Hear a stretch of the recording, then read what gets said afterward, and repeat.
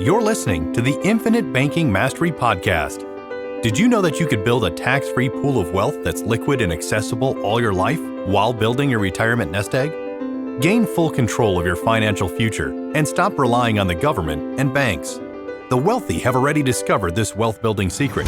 Now it's your turn to get financially secure without following the conventional wisdom that keeps you in debt to banks. Now here's your host, Valerie LaRocque. Hello, everybody. Welcome back to the podcast. Thank you for being here and listening in. Over the last few days, I've been pondering what I last shared regarding MEC and just thinking more through it and thought I could add some more to that conversation and to what I shared with you last time. I was thinking about how the illustration that I read to you had said that a material change in the policy benefits or other terms may require MEC retesting as if it were a new policy. It was that statement that kind of stayed with me that I thought I could elaborate on and share more about that would help to clarify further. And so when it says policy benefits, usually the main benefit it's referring to is the death benefit, because that's the main benefit in a life insurance policy that most people understand. That is the main thing, right? Everybody usually thinks that's all it's for, is just life insurance and the death benefit. So that is the main benefit that it would be referring to. But also it says other terms which could refer to the premiums as well.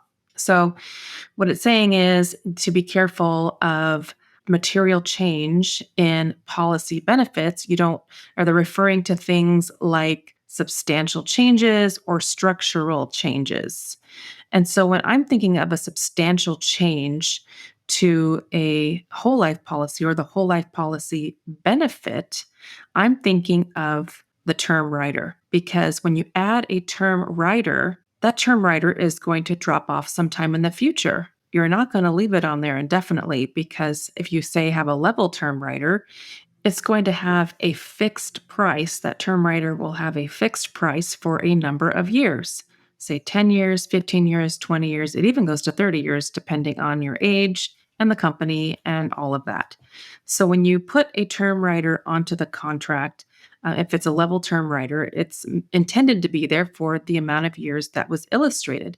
Now, it's possible that you may be able to drop that term rider sooner than the amount of time. Say you put a 15-year term rider or a 20-year term rider, you may be able to drop it off sooner, and then that would drop your premium a little bit, but usually not by much, because the term rider usually isn't a significant part of the premium.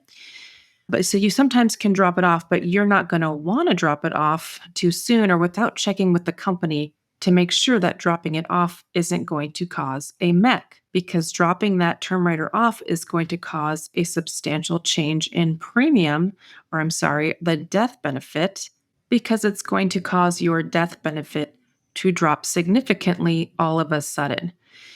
And so that's one thing to be careful of when a term rider is being added.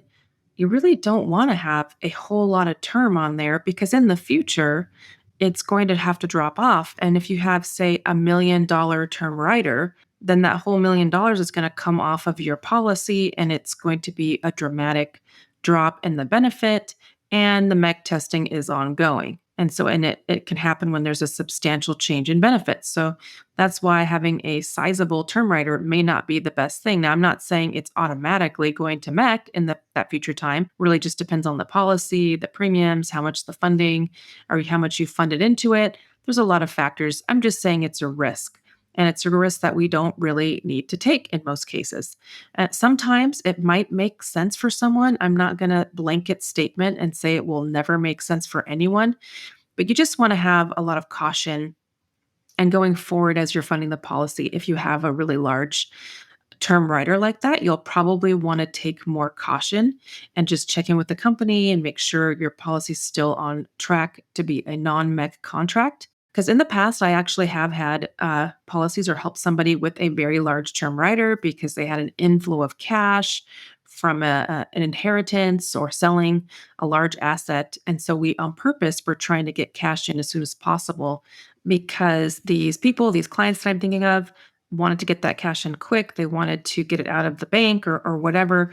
They wanted to house the cash there. And that was our purpose. But when I put that large term rider on there, or within the whole life policy, I am aware of that still can be dangerous. So I've checked every year to make sure we're still on track. Is this still okay? Can we fund at the same level that we anticipated or that we thought we could? Just checking in. It's just something you have to be really cautious and attentive of. And with many, many clients, it's hard to stay on top of every single person's policy regularly all the time. And it's definitely something you would want to keep track of as well. Reach out to your advisor or your agent and say, hey, should we check in on this? Because they may have a whole bunch of policies, a whole bunch of people they're working at, and it could slip through the cracks. And so, first of all, that's another reason too why I don't want to build all these contracts on the verge of becoming a MEC, and then someone loses track of it, or you're not paying close enough attention and we miss it. And then you miss the mail that comes by that tells you your contract has become a MEC. I just would like to avoid that. You're not going to be super happy if your policy becomes taxable. So I'm just trying to build strong policies that are structured well, that you can fund for as long as you can, or as long as the policy will allow, but that's longer than 4, 5, 6, 7 years. It's nice when you're not cut off from how much you can fund into the policy, that you have the option to continue funding for a longer period of time to build your bank, to build your banking system. Because the more you're funding into the policy, well, the more cash you will have to finance the things you need in your life or your future retirement or for whatever you may need the cash. I've mentioned this before. There's agents out there, life insurance agents, who are really promoting and gung ho about the 1090 structure, which is 10% going to base and 90% going to paid up additions. It is possible to build policies in that way, not for everybody, not for every age group, not for every premium amount, but it is possible to build policies in that way for some people. And the policy can look great, and you can have access to a ton of cash in that first year than the beginning years. And that's really their whole purpose behind promoting it and why clients end up wanting it once they hear of it, because they think, oh, I can have access to all of my cash or most of my cash as soon as possible. And I want access to more of my cash in the beginning years. And so they are desiring a policy structured in this way. But it is very dangerous in the future, and especially because most likely there will be a very large term rider on that contract, which is going to be a significant change in policy benefits in the future when it eventually drops off. So the 1090 structure, it's simply not wise. It's not something I would choose to do or that I want to do. If people ask me about it, I don't even want to build it for them that way, even if they're insistent or they just think that, they know better than me and that that's how they want their contract. I just don't trust it. I don't want to set someone up for failure in the long run or for a taxable contract in the long run, because most likely in that future time, they won't even remember that that's how they wanted it structured, or that's how, or they insisted, or anything else. And then it's going to come back at me. Like, why did you build it this way? How could you build it? You knew this could happen. And I don't want to deal with any upset people at that future time. I would rather have the safety and happy clients.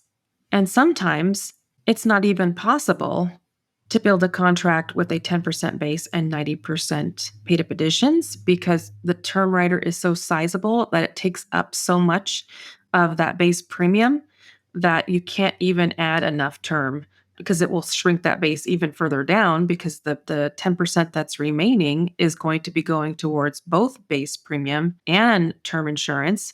And so when you're adding that really large term rider, sometimes it eats away so much of the base, it doesn't even work. It's not even possible.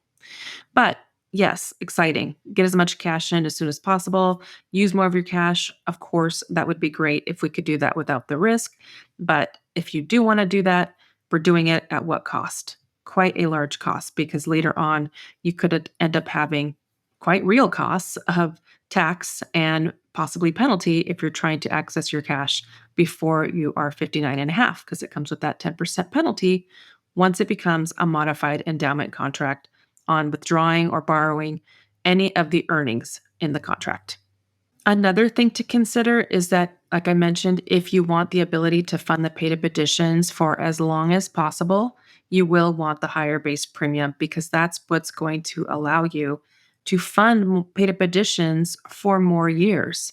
And funding your paid up additions, funding more of it, putting more cash into the contract is really how you're building your bank because you're adding the cash into it and that's building the overall cash inside and the amount, the cash value account that's earning for you for the rest of your life with that guaranteed crediting rate and the dividends that the company declare. But you adding cash to the policy is certainly one of the largest ways your policy is growing and your banking system is growing.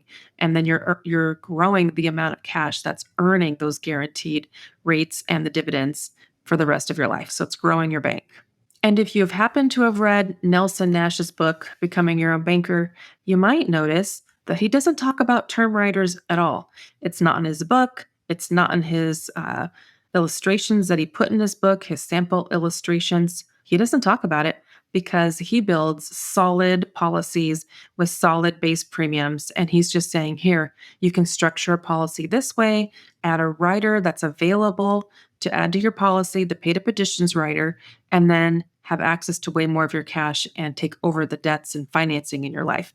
But he's not trying to get real fancy with the design and structure it all kinds of ways and add these term riders and everything to really take advantage as much as possible and bring all that MEC risk to the contract. So his contracts and his examples and the contracts that he wrote didn't have any term riders.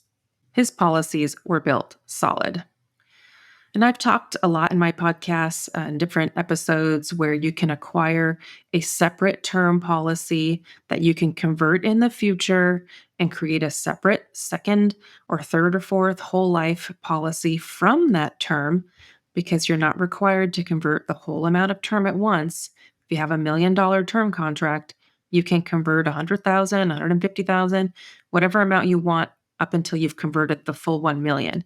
And with those terms, you have the time period of the term. So if it's a 20-year contract, you have all 20 years to convert that contract up until age 70.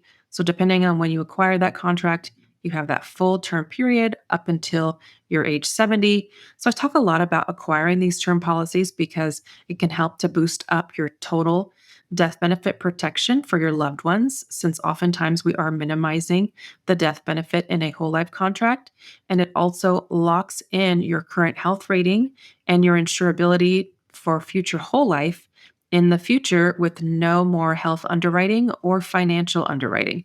So you can protect your family, protect your health rating if you're younger and healthier. Oftentimes, our health is better when we're younger. And so you can keep that same health rating on those future whole life contracts and ensure that you can grow your banking system even without us applying for a new whole life contract.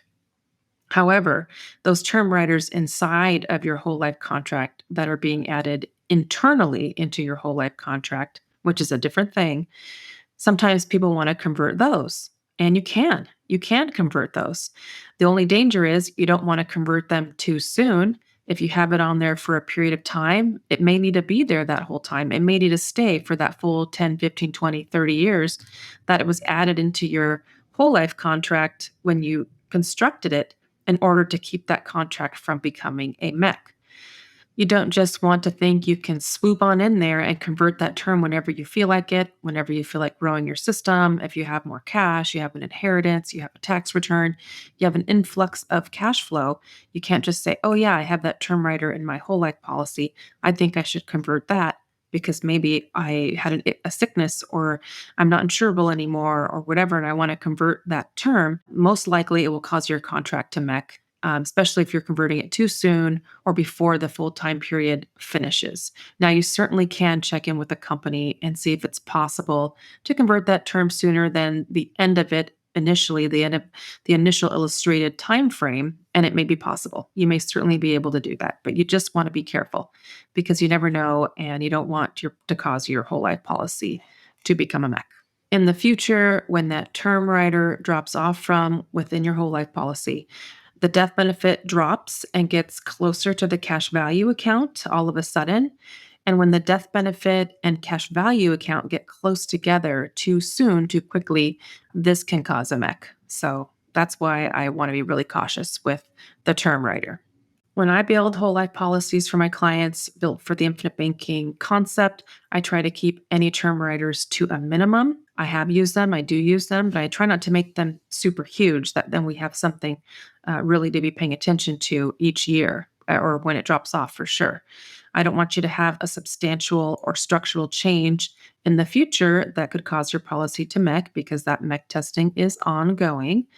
And remember that including a huge term rider takes away from your maximum insurability because you also have a maximum amount that you are insurable for, which is based off of a combination of your income and roughly the amount of years you have till retirement. There are set number of years per different age groups, but you only have a maximum amount of insurability. So if you're planning to grow your banking system in the future, or you want the ability to keep funding or maybe open a second policy at some future time, you don't want to restrict the amount of insurance that you are able to acquire, that you're eligible for based on your income and your age. Sometimes net worth factors in as well if it's high enough.